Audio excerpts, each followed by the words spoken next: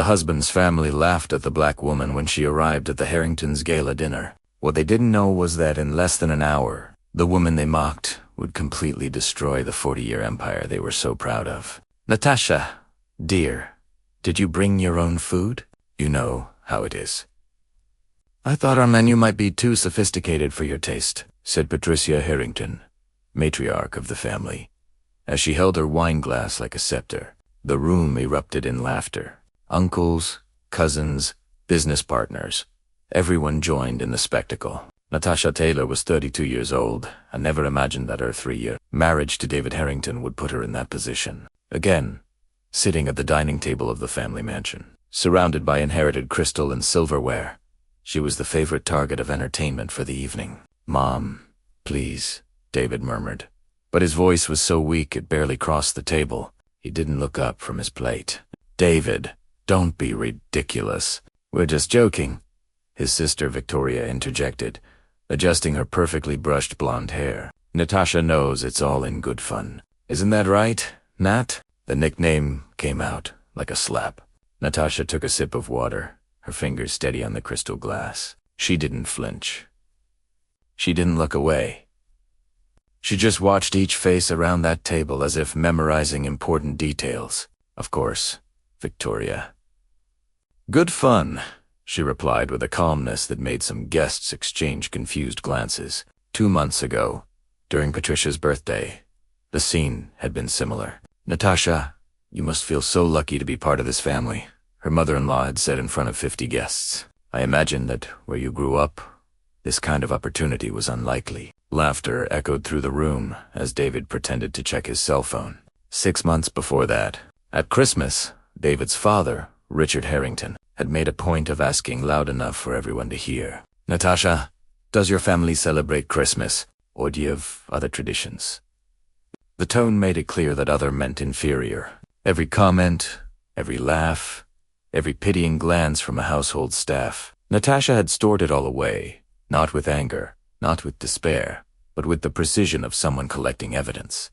"Well, everyone, let's make a toast," Richard announced, rising from the head of the table. His impeccable Italian suit matched the air of someone who had never had to fight for anything. "Tonight we celebrate another exceptional quarter for Harrington Industries. Record profits, international expansion, and billions in investments securing our future," Patricia added, beaming. "Exactly, dear. We are stronger than ever," Richard continued, his chest puffed out, "with our biggest investors trusting our vision." "Speaking of investors," interrupted Thomas, David's cousin and the company's CFO, Richard, "that fund that came in last year with that massive investment. What was it called again?" "Arcadia. Copy.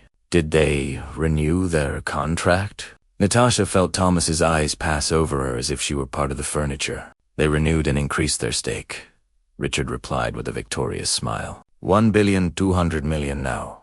Arcadia Capital is our largest individual investor. Without them, well, but fortunately, smart people recognize a good opportunity." "Smart people," Patricia repeated, glancing meaningfully at Natasha. "Isn't that right?"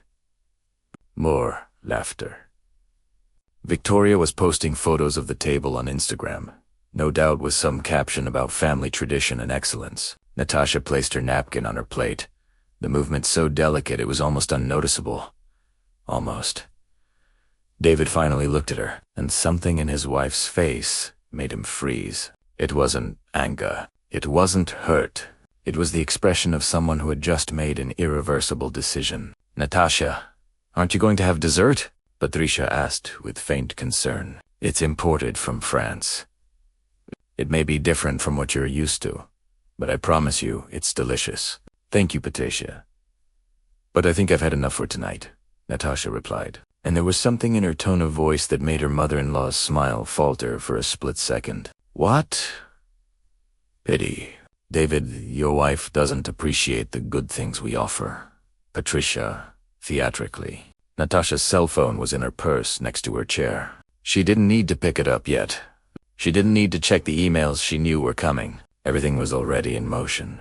Set in motion 3 hours earlier when she was getting ready at home, and sent that 3-word message to her lawyer. Execute.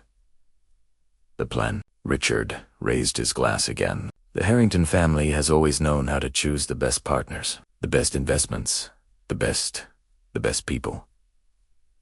Natasha asked softly, but the silence that followed was deafening. "Well, that's obvious," Richard stammered, confused by the interruption. "Obvious," Natasha repeated. And this time, even David gulped. Victoria rolled her eyes. "Here comes the drama. Natasha, no one is attacking you. We are family. We are family. You're too sensitive." "Sensitive? Sensitive?" Natasha murmured, almost to herself. Her fingers lightly touched the strap of her purse. Thomas, impatient, returned to business.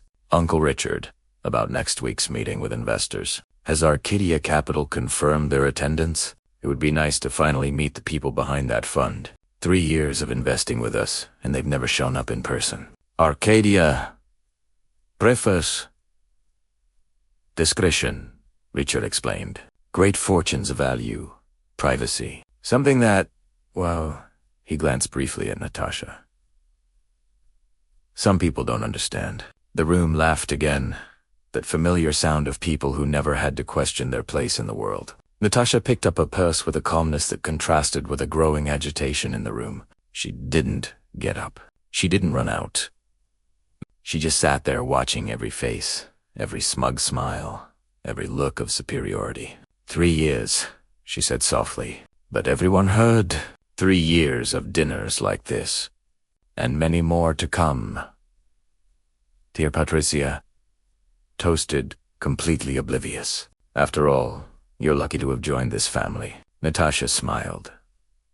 It was a small, almost imperceptible smile, but David recognized it. It was the same smile she had when she closed deals on her laptop late at night when she thought he was asleep.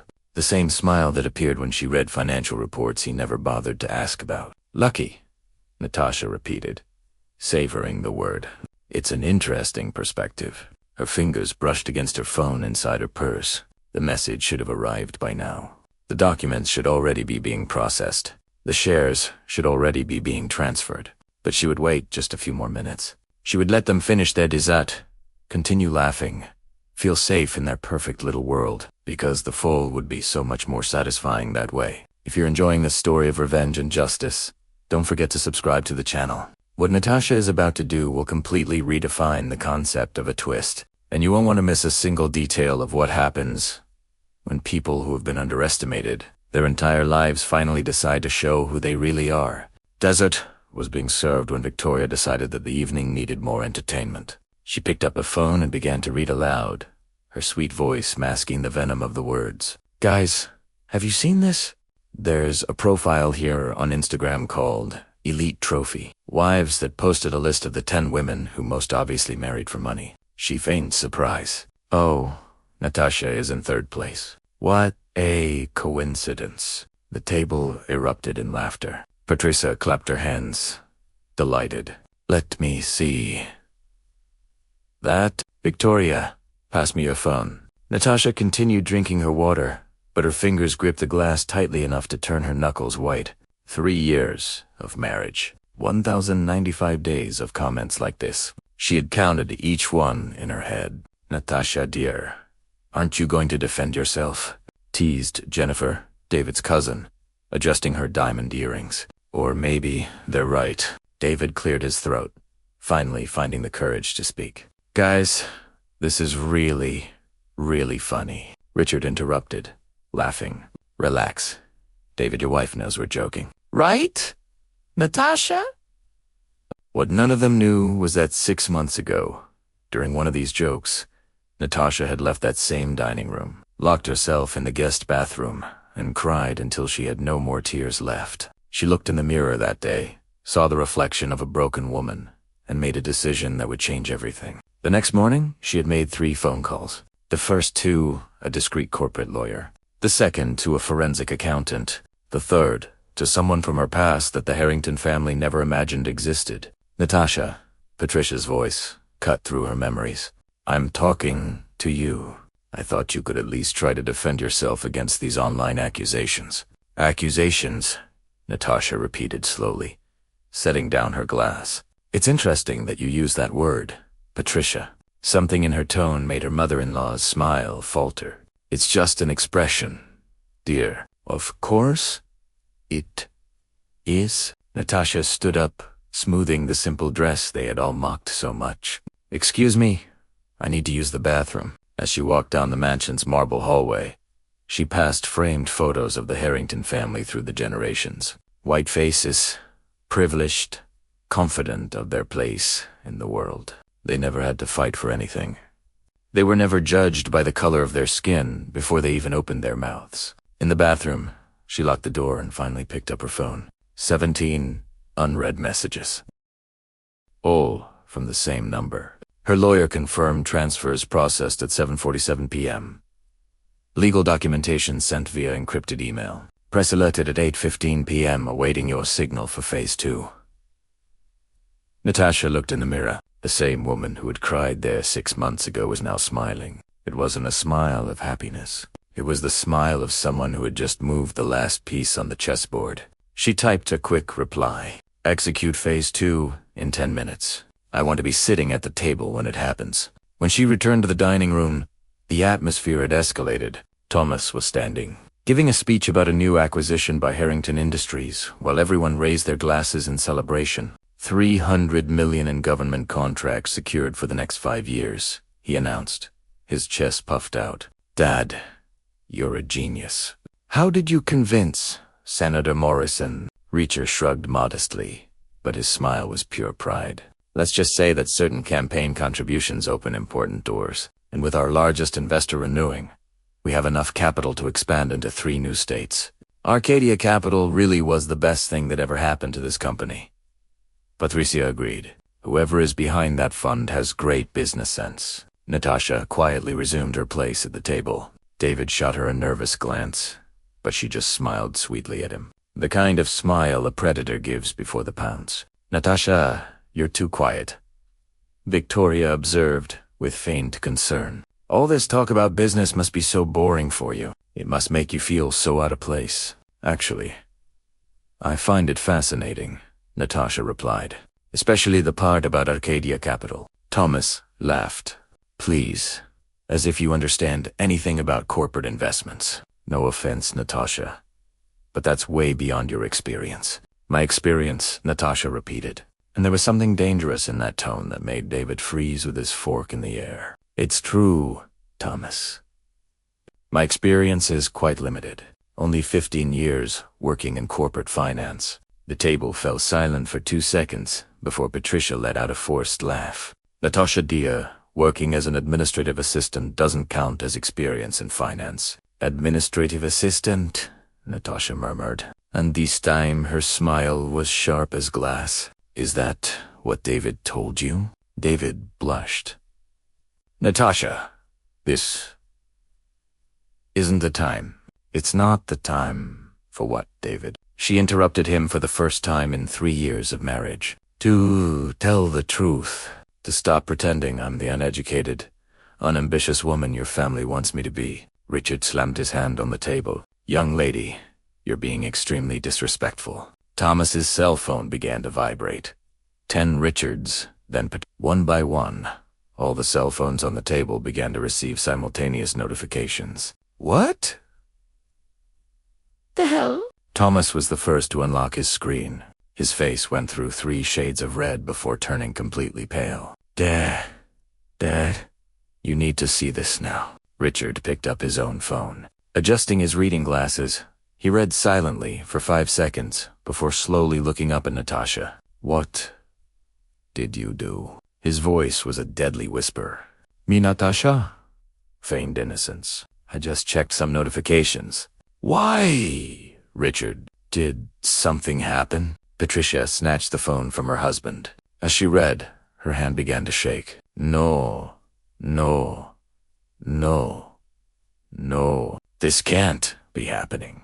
Victoria, always eager for drama, was already reading the news aloud. Arcadia Capital announces complete withdrawal of investments from Harrington Industries, citing incompatibility of fundamental ethical values. The company immediately withdrew $1.2 billion, causing Harrington stock to plummet 67% in after-hours trading. The silence that followed was so deep, you could hear the ticking of the old wall clock. Who would be crazy enough? Thomas stammered, frantically refreshing the page. Dad, this is real. The stock is plummeting. We're losing millions every second. Arcadia Capital, Natasha said softly, each word landing like a bomb, has always been very particular about the values of the companies it chooses to support. Racism, discrimination, harassment. These things tend to be incompatible with the fund's mission. All eyes turned to her. Richard stood up so abruptly that his chair fell backward. What are you implying? He spat out the words. Me. Natasha tilted her head innocently. I'm not implying anything, Richard. Just making an observation about the company's values. You know, the company that just pulled over $1 billion out of your business. David finally found his voice, which came out as a stranglet hiss. Natasha, what do you know about this? She looked at her husband, the man who had remained silent through 1,000 humiliations, who had never had the courage to defend his own wife, and felt absolutely nothing. I know, she said calmly, that sometimes consequences take time to arrive, but when they do, they tend to be comprehensive. Richard's cell phone rang. He answered it with trembling hands, his voice gradually rising. What? What do you mean the board wants an emergency meeting? It's 10 o'clock at night. No, I didn't know who leaked this information to the press. Patricia was frantically browsing on her tablet. Richard, there's more. There's an investigative report published 15 minutes ago about our company. Racial discrimination in the workplace. Systematic harassment. They have recordings. Recordings. Victoria shouted. Recordings? Of what? Of you? Natasha replied calmly. From this table, from the last 3 years of dinners. Every comment, every laugh, every humiliation carefully documented. The room erupted into chaos. Chairs being dragged across the floor. Voices shouting over each other. The sound of glass breaking when someone knocked over a wine glass. You were recording us. Patricia screamed, her normally composed face now contorted with rage. That's illegal. We're going to sue you. Actually, Natasha corrected. In this state, only one party needs to consent to the recording, and I consented. Furthermore, when it comes to racial discrimination in the workplace, and yes, family business dinners count. The laws are quite clear. Tamahust was typing furiously on his laptop. The government contracts. Dad, Senator Morrison's office has already issued a statement distancing themselves from us. We're losing everything. David grabbed Natasha's arm hard enough to hurt. You planned this from the beginning. You planned to destroy my family. She calmly pulled away, rubbing her wrist. Wrong, David. I planned to protect myself. You destroyed yourselves with your own words and actions. I just documented it. You're a viper, Victoria hissed. A gold digger who infiltrated this family. An opportunist, Natasha interrupted. And finally, there was fire in her voice. Who has 2 MBAs, a decade of experience in investment fund management, and built a $3 billion portfolio before she even met David. But you never bothered to ask, did you? A black woman marrying a Harrington could only be for the money. Silence returned, heavier this time. $3 billion, Patricia whispered. Natasha stood up, grabbing her purse. Arcadia Capital isn't just my biggest investment in Harrington Industries. Arcadia Capital is my fund. I founded it 8 years ago using my grandfather's name. And tonight, I've decided that you are no longer worthy of my money. Richard staggered, leaning on the table. You are the owner of the fund that kept your empire running. Yes. Natasha checked the time on her simple watch. A gift from her grandmother, not a designer accessory. And in about 2 minutes, the second phase of my withdrawal will be processed. That will include the liquidation of all Harrington shares that Arcadia indirectly holds through partner funds. I estimate you will lose another $800 million. You can't do that. Thomas shouted. "We will fight you in court until what?" Natasha interrupted him. "Until my lawyers, who are considerably better than yours, present 3 years of documented evidence of racial discrimination. Until the recordings are played in open court. Until every investor, every customer, every business partner sees exactly what kind of people you are." Patricia sank into a chair, reality finally sinking in. "You were waiting for this. All this time, every dinner, every comment, you were baiting us into hanging ourselves." "I was giving you a way out," Natasha corrected. "You chose to make this a trap for yourselves." David looked at her with what might have been respect for the first time in 3 years. Or maybe it was just shock. "Who are you really?" Natasha considered the question. "Someone you should have defended. Someone your family should have respected. But most of all, someone you drastically underestimated." She walked toward the door, her footsteps echoing in the stunned silence. At the exit, she turned one last time. "Oh, and just for the record, that dress you all mocked so much tonight? It cost $150 at a department store. You know why? Because I don't need to wear designer labels to prove my worth. Unlike you, who apparently need $1,200,000,000 of my money to maintain your delusions of grandeur." The door closed behind her with a soft click, leaving complete chaos in its wake. And as Natasha descended the steps of the Harrington mansion for the last time, her cell phone vibrated with a message from her lawyer. "Phase 2 complete. Phase 3 ready for execution at your command. The press is having a field day.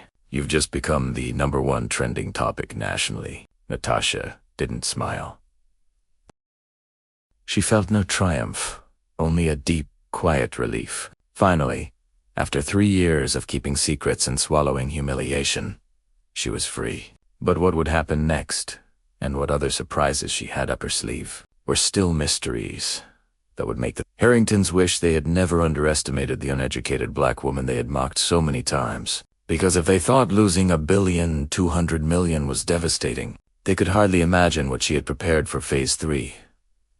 Natasha drove for 20 minutes, in silence, to a discreet office in the financial center. Marcus Webb, her lawyer and silent partner for 8 years, was waiting with an unopened bottle of wine. "You really did it," he said, nodding his head respectfully. 3 years of planning, 3 years of swallowing humiliation, while documenting every second. "They made it easy," Natasha replied, sitting down. "Arrogant racists always make it easy." Marcus opened a thick folder. "The recordings are already with 5 major media outlets. Harrington Industries' Human Resources Department has received 47 anonymous complaints from former employees in the last 2 hours, all reporting systematic racial discrimination. You were right about the domino effect." "What about the government contracts?" Gunn said Jade. "Senator Morrison doesn't want to be associated with a company under investigation for racial discrimination, especially in an election year." Marcus smiled. "Richard Harrington is politically dead." Meanwhile, at the mansion, chaos continued. Patricia frantically called her high society contacts, but no one answered. Victoria discovered that 3 luxury brands had canceled her ambassador contracts. The dinner recordings were going viral, and her image was destroyed. Thomas faced something worse. The Harrington Industries board called an emergency meeting, demanding his resignation as CFO. Fiduciary negligence for failing to identify that our largest investor was the daughter-in-law you publicly humiliated. Read the internal memo leaked to the press. David called Natasha 15 times. She blocked his number on the 16th. "Phase 3. Marcus asked carefully. "Are you sure?" Natasha looked out the window at the illuminated city. Somewhere out there, the Harringtons were losing everything. Money, status, respect. But she wasn't done yet. "Absolutely," she replied. "They didn't just humiliate me. They did this to dozens of black employees over decades. I've documented 23 cases in the last 5 years. It's time for everyone to get justice." Marcus nodded, picking up the phone. "So, we're filing class action lawsuits, file everything."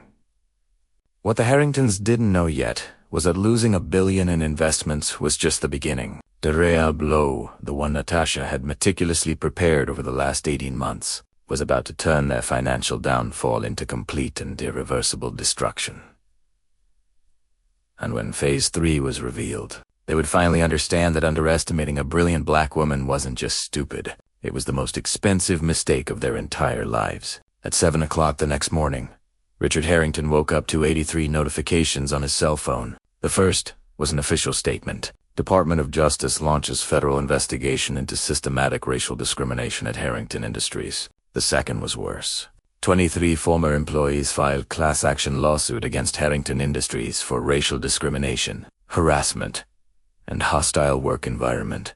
Estimated damages $340 million. Petrea shouted from downstairs. Richard, there are news vans outside. Thomas Kajid. His voice hysterical. Dad, the board fired me. Victoria lost all the contracts. The stock is at 2.30. 2.30. Yesterday, it was at 87 on Televisión. The morning news showed footage of the dinners. Patricia's voice mocked.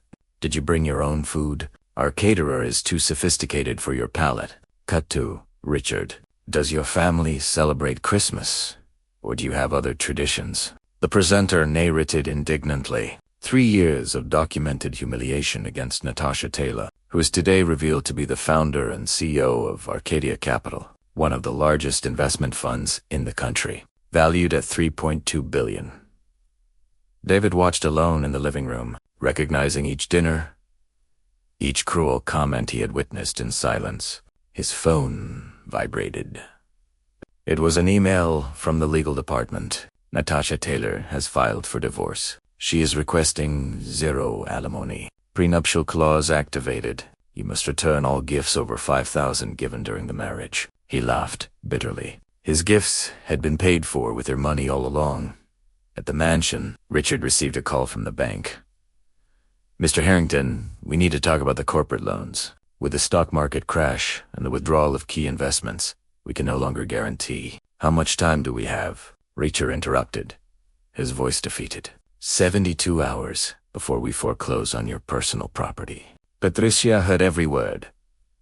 The 4-generation mansion will be taken in 3 days. Victoria posted a public apology on Instagram, but the comments were relentless. Too late. Exposed racist. You don't deserve any brands. Her followers dropped from 2.1 million to 340,000 in 18 hours. In Marca's office, Natasha watched the news with a serene expression. The 23 former employees, each will receive full compensation. Marcus confirmed.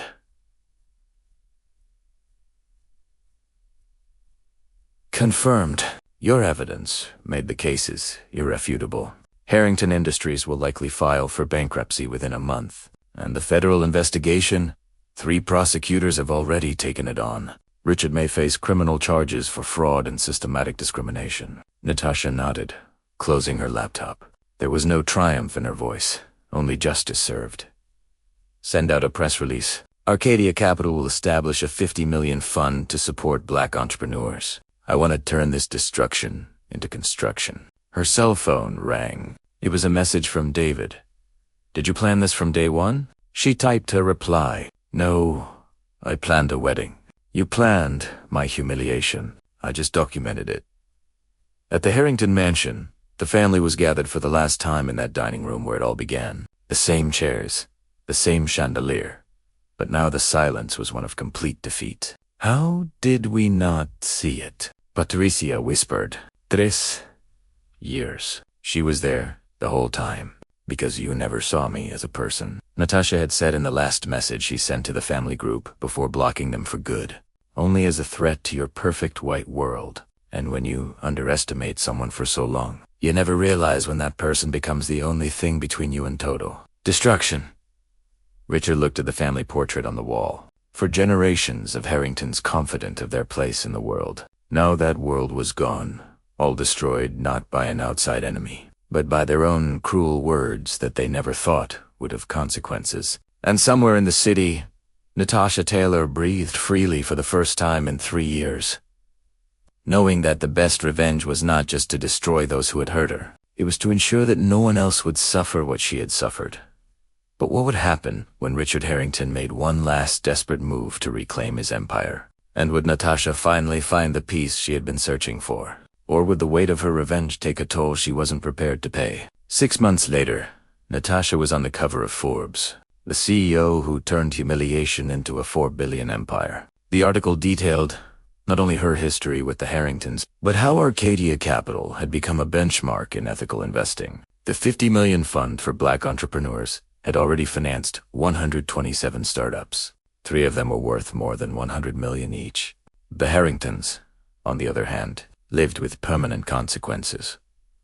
The mansion was auctioned off for 1/3 of its value. Richard faced 3 federal criminal charges. Patricia was banned from all the social clubs she had attended for 40 years. No one wanted to be associated with documented racists. Victoria worked as a freelance consultant, earning in a month what she used to spend on shoes. Thomas was never able to find another job in finance. His name was synonymous with corporate negligence.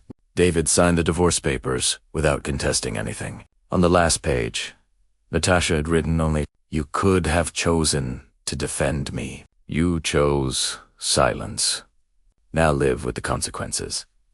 The class action lawsuit by the 23 former employees resulted in $280 million in compensation. Each victim of discrimination at Harrington Industries received real financial justice. In an interview, Natasha was asked, "Do you regret anything?" "Yes," she replied calmly, "that I waited 3 years. I should have acted the first time I was humiliated. What about revenge? Was it worth it?" "It wasn't revenge," she corrected. "It was consequence. They chose to humiliate. They chose to discriminate. They chose to underestimate. I just documented their choices and let the truth do its work." Natasha built something greater than the Harringtons could ever imagine. Not just wealth, but a true legacy. While they lost everything through arrogance, she gained everything through intelligence, patience, and strategic justice. The best revenge was never to destroy those who hurt you. It was to build something so brilliant that they would live forever in the shadow of what they could have supported, but chose to mock. To everyone who has ever been underestimated, humiliated, or judged by their appearance, your story does not end in humiliation. It ends on the day you prove that the only opinion that matters is your own about yourself. If this story touched you, subscribe to the channel, because smart justice always beats privileged arrogance, and we have many more stories like this to share.